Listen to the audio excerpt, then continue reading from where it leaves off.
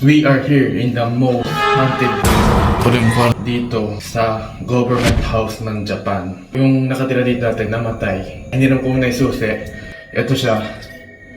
Kaya papasukin natin siya. Ito nga pala, 205 siya mga pre. Bubuksan natin yung susi. Papasukin natin siya guys. Hello?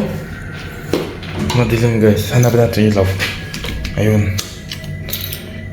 Medyo ito siya. May rep pa pala. May mga rep pa pala. Walang kortina. Walang... May mga kusina pa natitiro. Pagpasok ko pa lang, medyo may narinig na akong mga yapak ng paa. Tabi-tabi po! Pagkatapos niyan, pinuntahan ko kung saan nanggagaling ang tunog.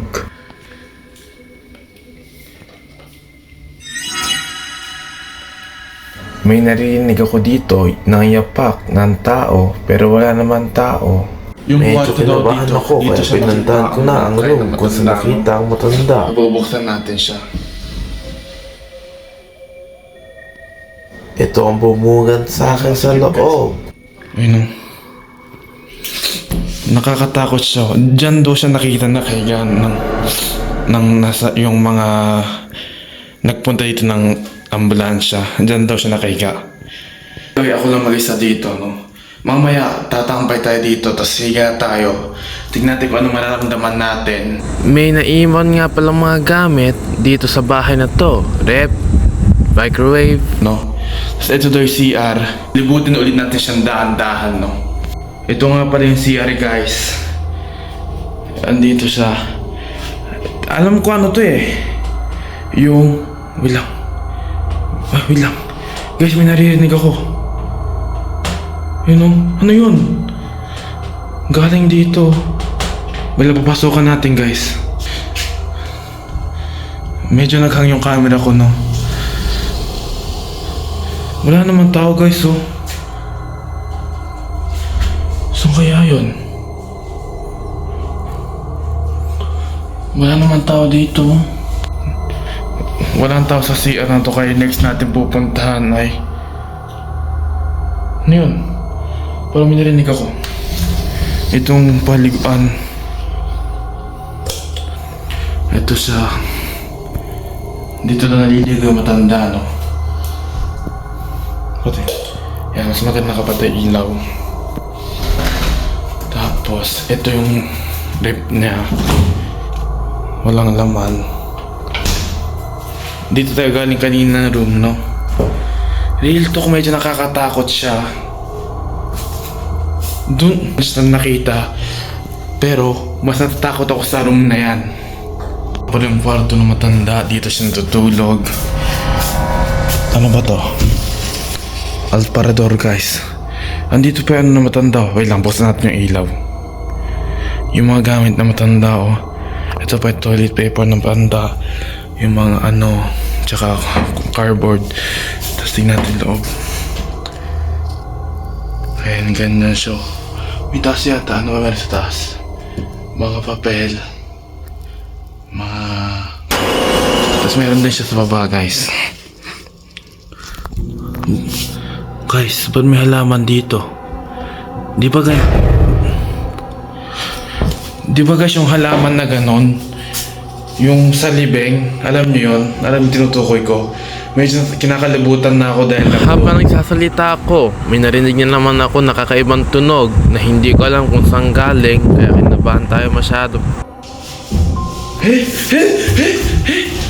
Ano yun? Narinig niyo yun, guys? Maybe yung tunog na yun galing sa kapitbahay o dito siya nanggagaling, no? Kasi yung kapitbahay dyan, no? Sa kapitbahay talaga, no? Medyo nakalimutan na ako para malaman natin talaga, pre, kung haunted ba talaga ang room na to. Dahil walang kagamit-gamit to. Ito, no? Habang nakatambay ako sa loob na to, medyo mabigat ang pakiramdam ko. Parang may nakatingin sa akin na hindi ko nakikita. Medyo malamig ngayon pero pinagpapawisan ako. Kaya lumabas na ako. Balik na rin natin para mas kita yung drawer. Yan. Walang laman guys, no? Walang laman. Next. Ano to? Mukhang di maganda galawin yun ah. Wala tayong laman guys sa loob, no? Ayoko siyang pasok yung kamay ko kasi baka may manghilang, tatakot ako. Wala no? Wala. So, ito na lang natitira mag-isa, no?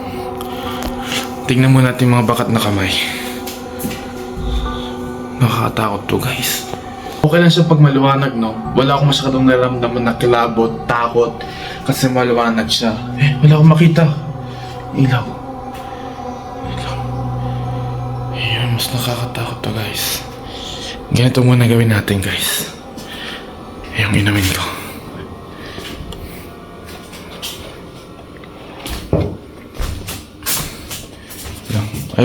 Ayoko pumasok sa kwarto na yun.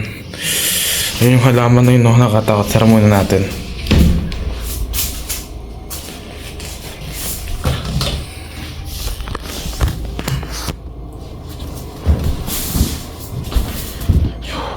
Kung nandiyan naman, please po, pag po kayo makita sa akin ngayon. And sana po, pumunta po kayo sa pupuntahan nyo. And sana po, okay lang kayo. Amen. Guys, yung mga sa akin, no? Nakita niyo ba? Yan. Narinig mo yun? Yun, no? Hindi naman nagaling dito yun. Hindi yung pako, tignan yung pako.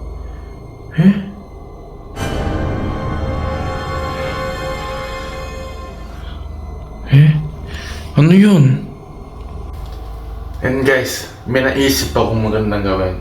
Binigay sa atin yung susi ng mag-ayos ng bahay na to hanggang Lunes ba? O hanggang bukas. Pwede daw tayo mag-stay dito kaya yung balo ko lang sana is mag-tour tayo, imbestigahin tong room na to kasi alam mo nyo naman yung sinabi ko. Pero try natin mag-stay dito ng 24 hours. Bukas lahat ng pinto. Bukas to. Tapos bukas to, no? Tara. Matulog muna tayo.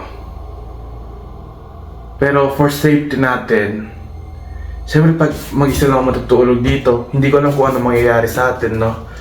Mga pare, kaya tatawagin natin yung cameraman natin, yung lagi kong kasama sa horror spot, para kung ano mang mangyari, yung isa makakalabas at makakatawag ng tulong.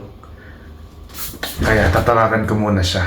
Yun nga pre, no? Tinawagan ko yung cameraman natin na sabi ko, tulungan niya ako kasi matutulog ko dito sa haunted room na to, o sabihin natin haunted house, pero di daw siya makapunta kasi daw meron siya ginagawa, hindi niya daw maiwan yun mga pre, no? Kaya ako lang mag-isa ngayon dito matutulog. Kakayanin natin pre kasi siyempre subukan natin. Pag di natin ginawa, di natin alam kung kaya ba natin, no? Dito lang tayo ngayon guys, no?